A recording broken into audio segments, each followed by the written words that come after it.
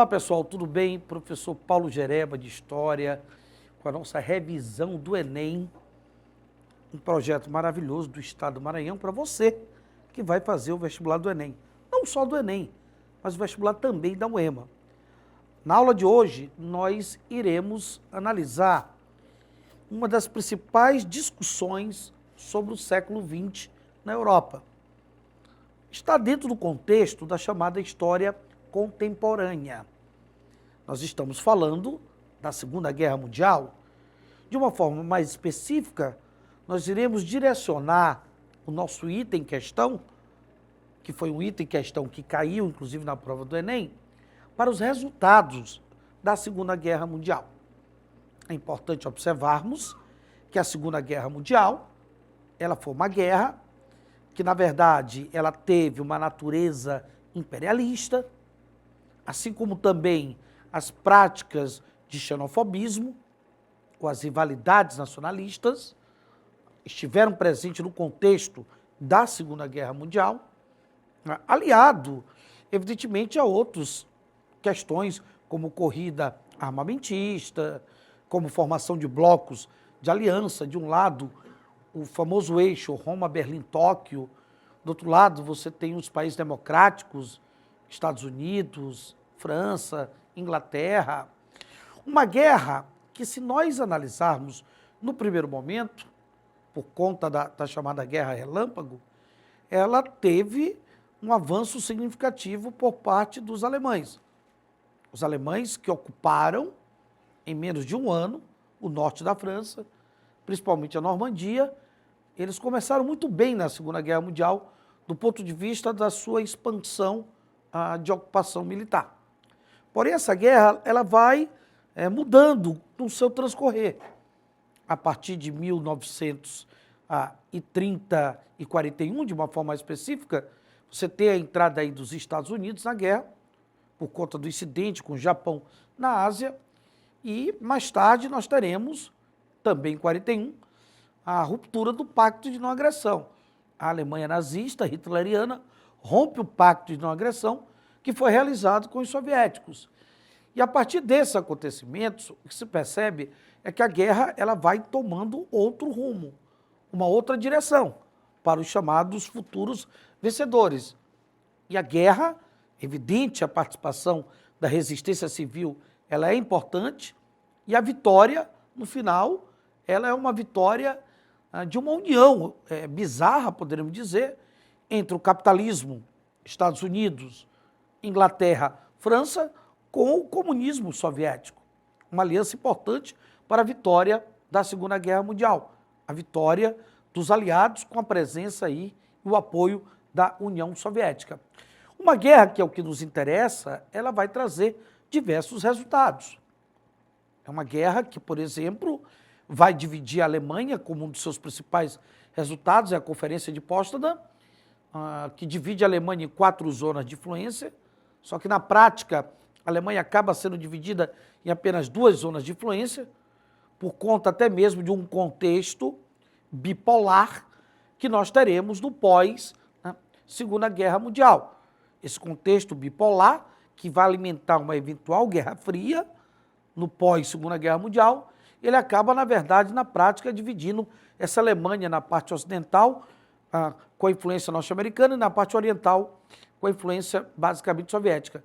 E nós temos diversos outros resultados da guerra, como, por exemplo, o processo de descolonização da África e da Ásia, que também é um resultado da guerra, e até mesmo, eu diria, algumas conferências, como a Conferência de Potsdam e o Tribunal de Nuremberg, que é o tribunal que vai julgar alguns nazistas acusados, né, de estar envolvidos, principalmente agentes da SS, com as práticas de holocausto durante a Segunda Guerra Mundial. Observa-se também, de uma forma bem interessante, que um dos grandes resultados da Segunda Guerra Mundial foi o surgimento da ONU, a Organização das Nações Unidas. E a partir da ONU, você tem uma série de organizações ligadas a ela, que vão surgir com papéis bastante significativos. Entre elas, nós temos a Unesco. A partir da Unesco, por exemplo, nós teremos a criação, o estabelecimento de uma determinada questão de ordem internacional como resposta às práticas de holocausto contra judeus, principalmente também eslavos, nos campos de concentração da Alemanha nazista, principalmente durante a Segunda Guerra Mundial. Nós estamos falando, na verdade, né, de uma determinada lei universal, uma lei universal, que é baseada em outras leis, historicamente falando, como, por exemplo, essa lei que vai ser estabelecida pela Unesco, ela é baseada na Declaração dos Direitos, após a Revolução Gloriosa na Inglaterra do século XVII, e na própria Declaração Universal dos Direitos Humanos, a Declaração dos Direitos do Homem e do Cidadão, melhor falando, durante a Revolução Francesa. Nós estamos falando do surgimento da Declaração Universal dos Direitos Humanos. Uma declaração que surge como uma resposta, principalmente a essas minorias oprimidas, como eslavos e judeus, em práticas de holocausto feito pela Alemanha nazista durante a chamada Segunda Guerra. E aqui nós temos um item em questão que envolve essa discussão que nós acabamos de fazer. Olha só, após a Declaração Universal dos Direitos Humanos pela ONU, em 1948, a Unesco publicou estudos de cientistas de todo o mundo que desqualificaram as doutrinas racistas e desmontaram a unidade do gênero humano, por conta ali das práticas do Holocausto. Desde então, a maioria dos próprios cientistas europeus passou a reconhecer o caráter discriminatório da pretensa superioridade racial do homem branco e a condenar as aberrações cometidas em seu nome. E aqui o comando, né? O Enem sempre trazendo um comando que é importante você observar. A posição, lá vem um comando, assumida pela Unesco, a partir de 1948, foi motivada, nessa posição da Unesco, foi motivada por acontecimentos então recentes. A Unesco, lembre-se, foi criada em 48. Então, acontecimentos recentes, ele se refere à Segunda Guerra Mundial, dentre os quais se destacava o quê? O ataque feito pelos japoneses à base militar americana no Pacífico, de Pearl Harbor, desencadeamento da Guerra Fria e das novas rivalidades entre as nações. Letra C, morte de milhões de soldados nos combates da Segunda Guerra Mundial. Letra D, execução de judeus e eslavos presos em guetos e campos de concentrações nazistas.